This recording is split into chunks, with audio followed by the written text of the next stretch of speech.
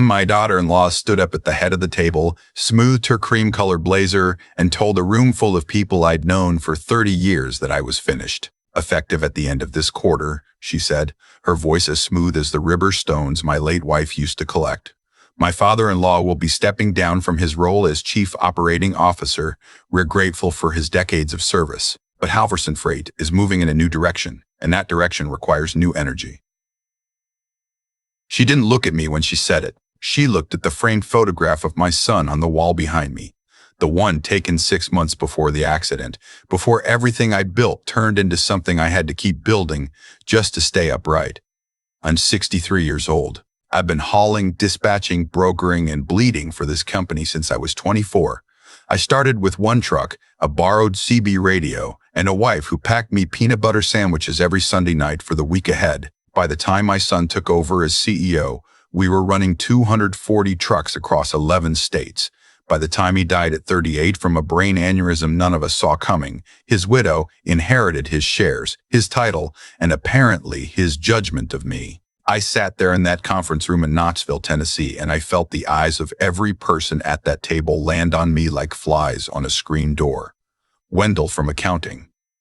The two Hutchings brothers from sales. Our general counsel, a woman named Beatrice Malden, who had drafted my will and my son's will, and probably my eulogy by now too. They were all waiting to see if the old man would crumble. I didn't. I folded my hands on the table, and I nodded once slow. Appreciated, I said. That's all. One word, the same word I used to say into the radio when a driver called in to confirm a delivery. The same word I'd say to my son when he came home from college and told me his grades. The same word I said to my wife on her last morning when she squeezed my hand and told me she wasn't afraid. My daughter-in-law's name is Adeline. Adeline Halverson. She kept the last name after my son passed, which I appreciated for reasons I never quite put into words. She was 36 years old, blonde, the way only money can keep you blonde past 30, and she had a habit of speaking in the kind of corporate language that made everything sound both important and meaningless at the same time. Synergies, bandwidth, stakeholders, words my son used to laugh about with me on Sunday afternoons when he'd come over for pot roast. After the meeting broke up, she didn't approach me. She didn't ask if I wanted to have dinner. She walked out with our CFO and our IT director, the three of them speaking in low tones, and she didn't look back. Wendell from accounting hung behind. He's a man my age, hair gone the color of old newsprint, hands that shake a little now when he holds his coffee. He's been with me since my second year in business. He came up to me by the credenza where the bottled water sat sweating in the afternoon sun. Boss, he said, and that was all he could get out for a minute. It's all right, Wendell, I told him. It is not all right. I clapped him gently on the shoulder. Go home, kiss your wife, we'll talk tomorrow. He looked at me with something I hadn't seen on his face in a long time. Not pity. Recognition, like he was seeing something coming that I hadn't told him about yet, but that he'd known me long enough to sense. I drove home that evening with the windows down. It was September, the kind of late summer Tennessee gives you as an apology for the August heat, and the sky over the Smokies was bruised purple and gold. I took the long way, past the cemetery where my wife is buried next to my son. I didn't stop. I just slowed down. You want to know what I felt driving home? Calm. Not the calm of a man who's been beaten and accepted it. The calm of a man who has been waiting a long time to find out if his preparation was going to be necessary and has just received his answer. When I pulled into my driveway, I sat in the truck for a minute with the engine off. The cicadas were going. The neighbor's dog was barking at something in the woods. I looked at my house, the house I'd built with my own hands when I was 32, and I thought about a phone call I needed to make. His name is Beauregard Tanasi. Everyone calls him Beau. He's been my attorney for 40 years, since before he was a partner anywhere. He represented me when I bought my first warehouse, when I expanded into Kentucky, when my wife got sick, when my son got married, when my son died, when I had to sit across from a grief counselor and pretend I was processing things. I went inside, poured myself 2 fingers of rye whiskey, and called him. Beau, you sound like a man who had a day. I had a day. She did it. She did it. She did it. He was quiet on the other end. I could hear his fountain pen tapping against his desk, an old habit, You want to come in tomorrow? I want to come in tomorrow. 8 o'clock. I'll have everything ready. I hung up. I drank the whiskey slow. I went to bed at 9:30 like I always do.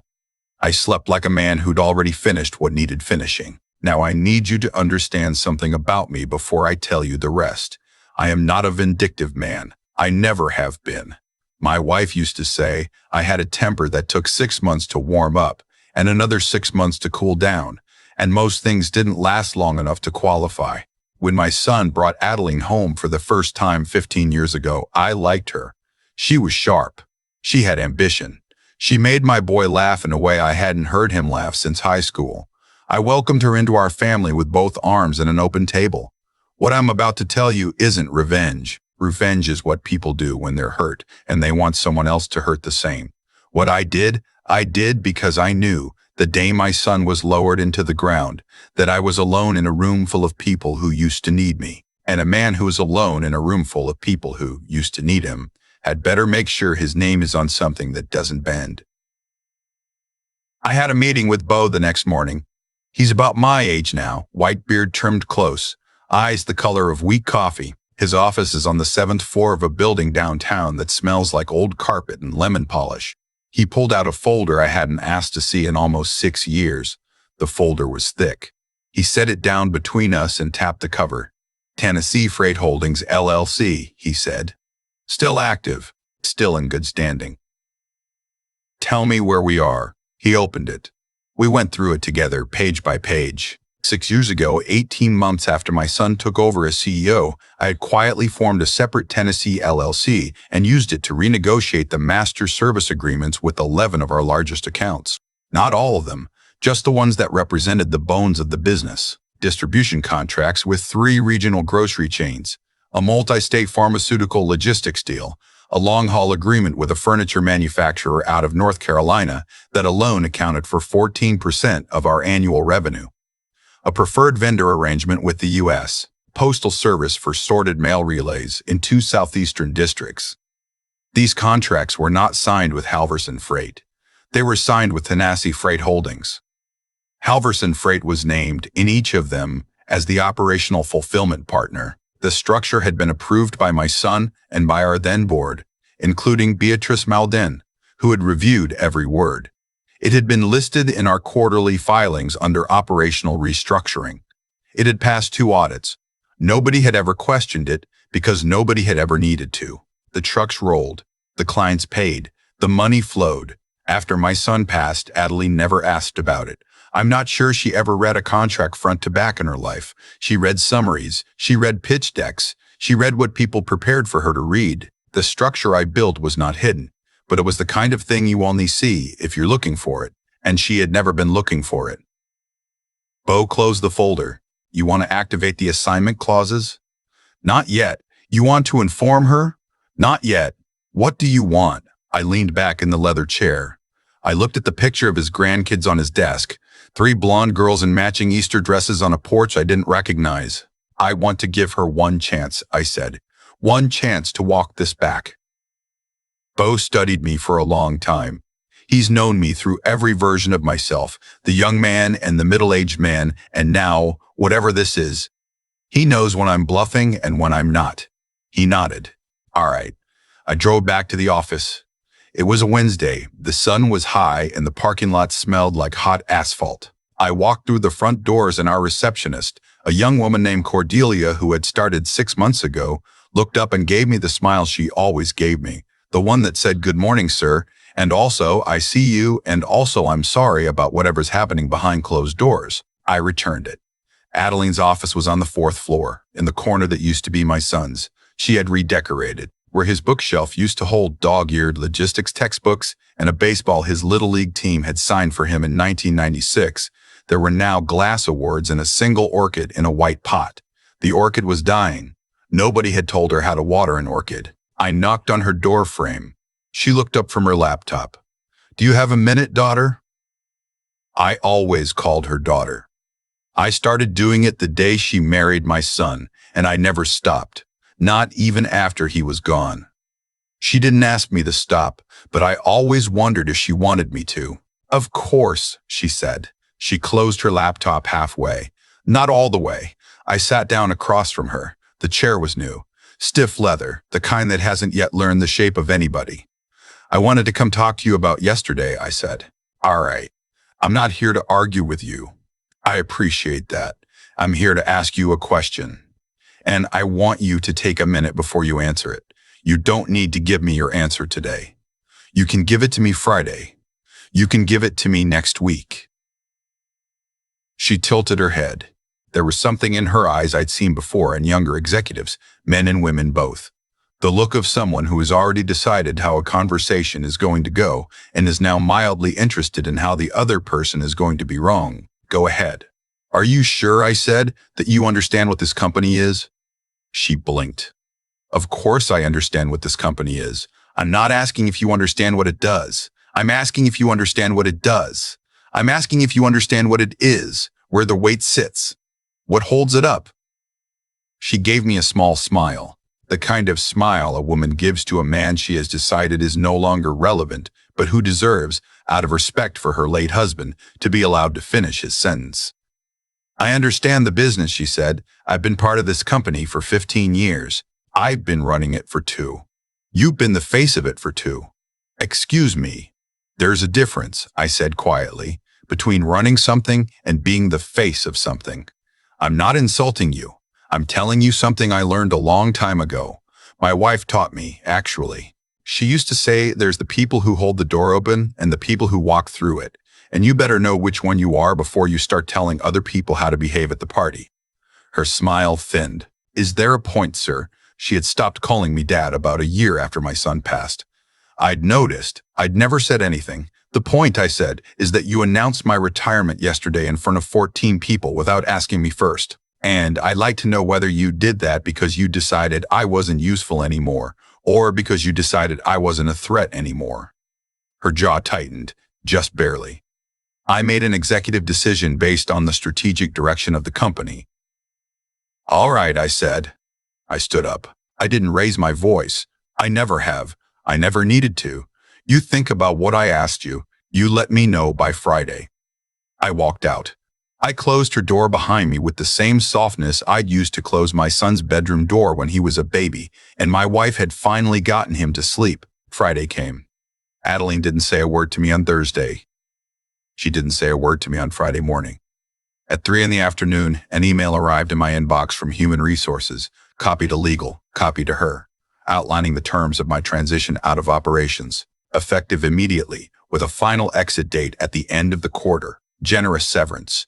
Standard non-compete clause for 18 months. I read it twice. I called Bo. Activate them, I said. He didn't ask which ones. He didn't ask if I was sure. By close of business Monday, he said, every one of those 11 clients will have received formal written notice that their contracts continue to be held by Tanasi Freight Holdings, that the operational fulfillment partner is currently under review, and that I am their point of contact for any questions about continuity. Good. You want me to call her first? No. You sure? I'm sure.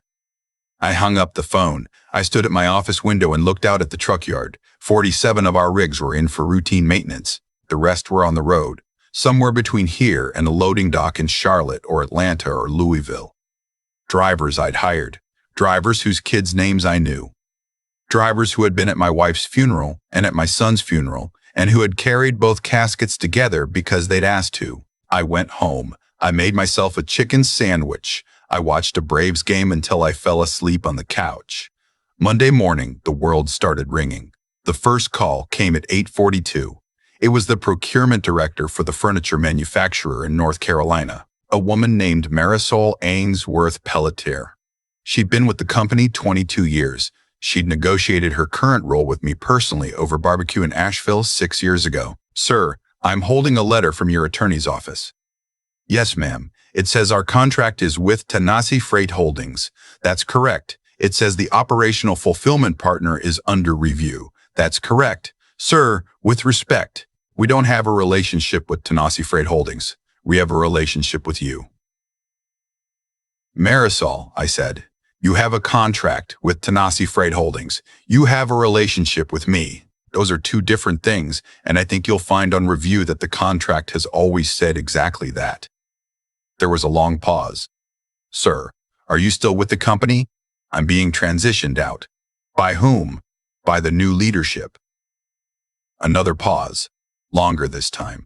What do you need from us? I need you to do nothing today. I need you to read your contract carefully over the next 48 hours. And I need you to know that whatever fulfillment arrangement comes next, it will honor every term you and I agreed to in Asheville, including the rate schedule, the response windows, and the dedicated account team. And if we wanted to continue working with you specifically, then you let my attorney know that, and we'll talk. I had 8 more conversations like that one before lunch. Adeline called me at 12:15. I let it ring twice. Then I picked up. Yes, daughter. What did you do? I made sure I wasn't disposable. That's all I did. My phone has been ringing since 8 this morning. I imagine so. You have to call them off. I haven't called anyone on, daughter. Don't play with me. Don't you dare play with me right now. For the first time, her voice cracked, not from fear.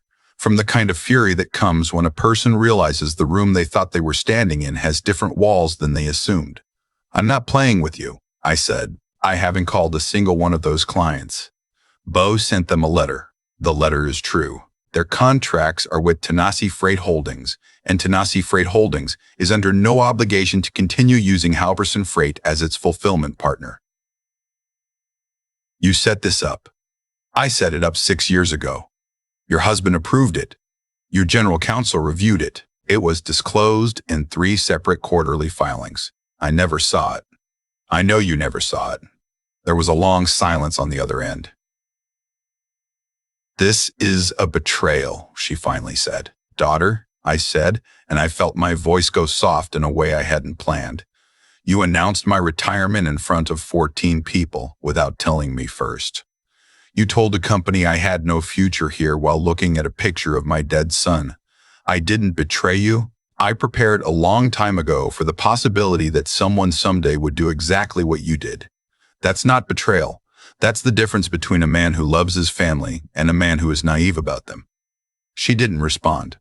Take the weekend, I said. Talk to Beatrice. Talk to whoever you need to talk to.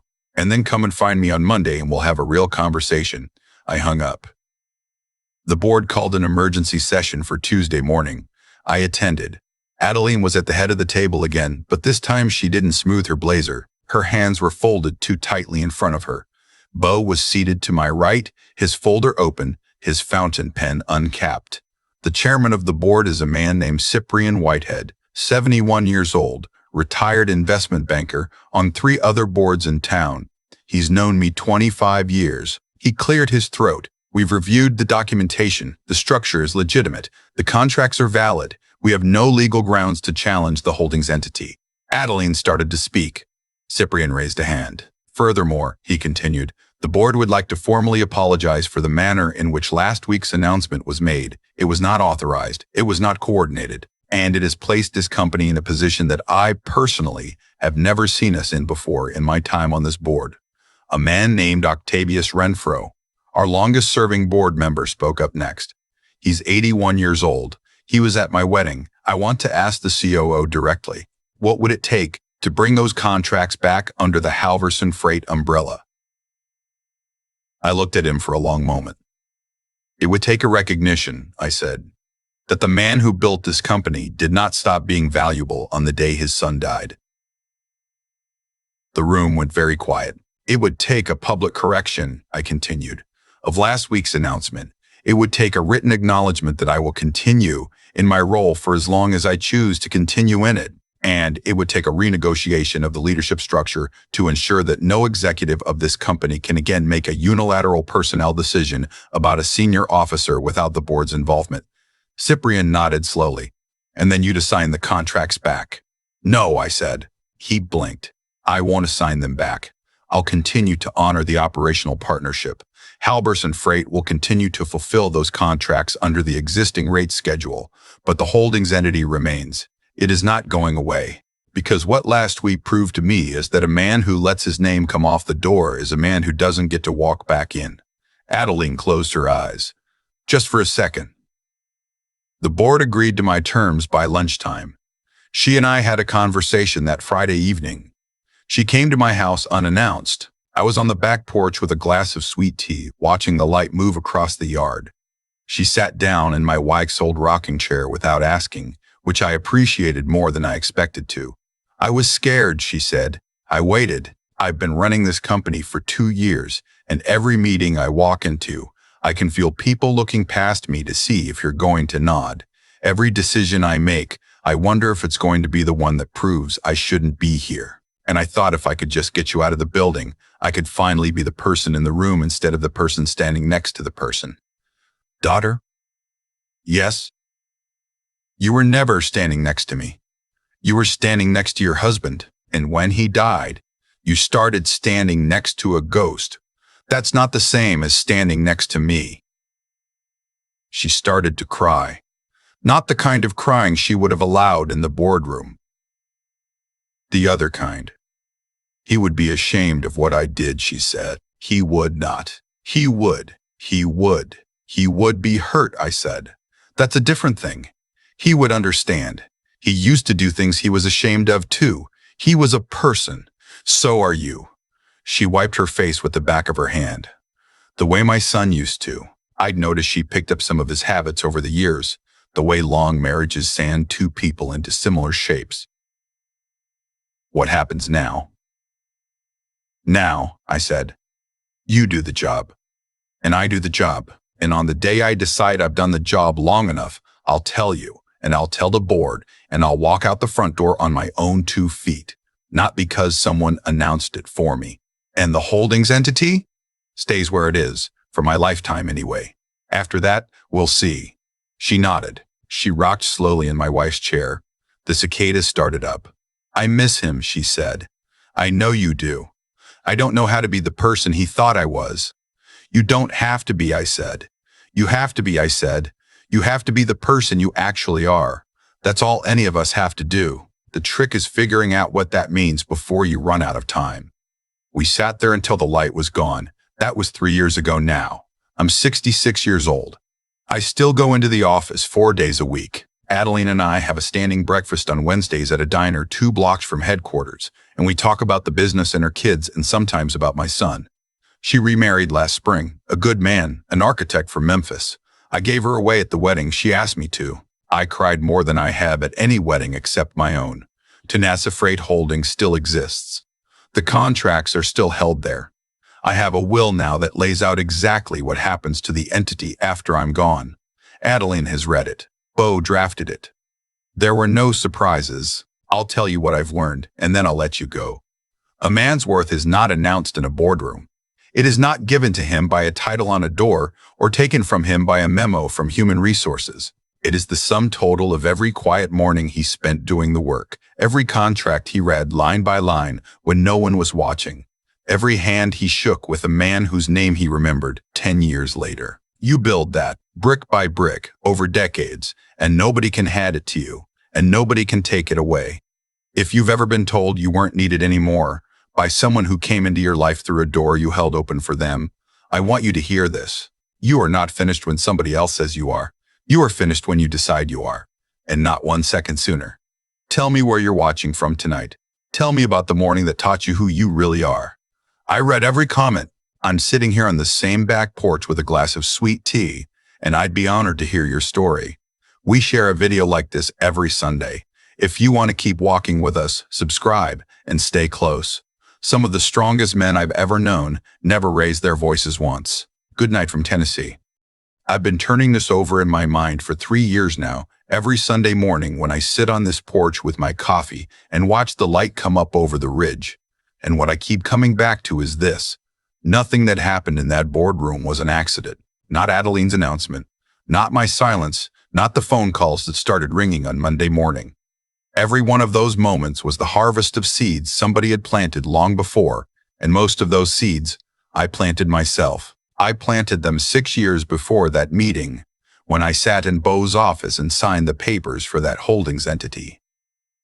I didn't do it because I was suspicious of my son. I did it because I had buried my wife the year before, And I had learned, sitting beside her hospital bed, that the people who love you most can disappear in the time it takes a doctor to clear his throat.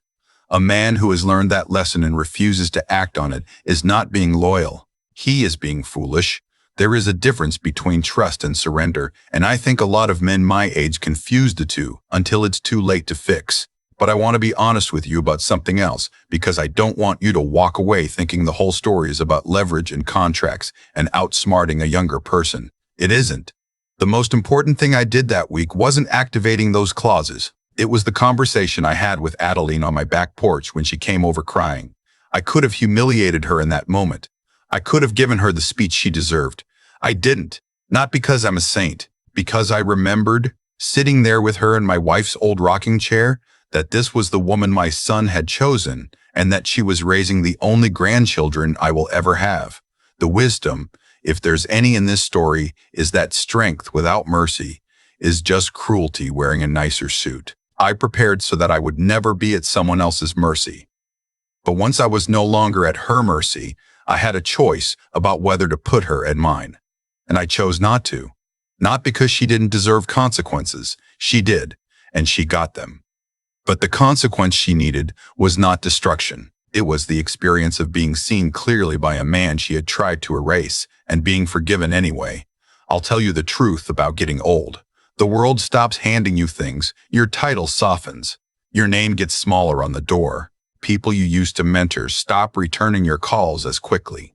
And the only thing that keeps you upright through all of it is the work you did in the quiet years when nobody was watching, to become a man you could still respect when the room emptied out. Build that man, brick by brick, while you still have time, because nobody can take him from you.